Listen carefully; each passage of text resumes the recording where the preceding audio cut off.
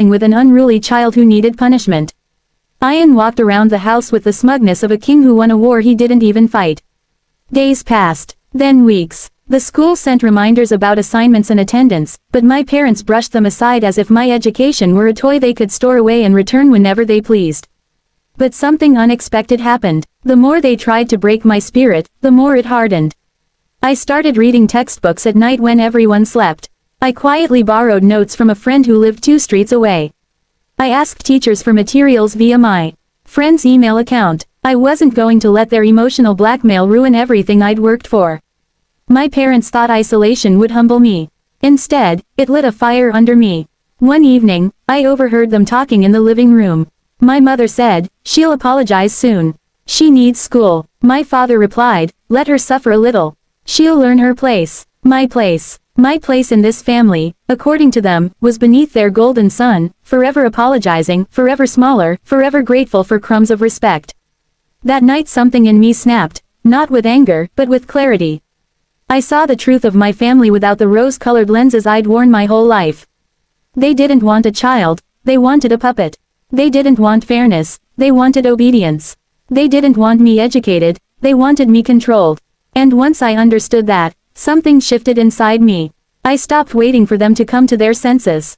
I stopped hoping they would see my side. I stopped expecting fairness from people who had never been fair.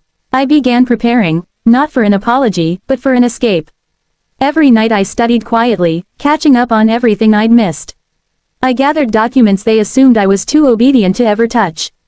I contacted people they didn't know I still talked to. I planned, I prepared, I strengthened myself in silence. Because if they wanted a broken daughter who bows down, they were going to be disappointed. And if they thought withholding school would stop me, they were about to learn exactly how wrong they were. My brother expected an apology.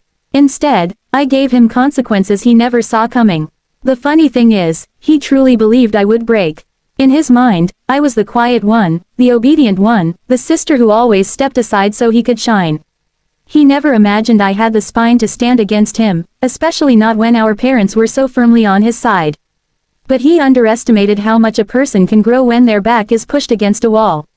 By the time a month had passed since they'd paused my schooling, I had gone through every stage of emotion, anger, confusion, hurt, disappointment, but what remained was resolve.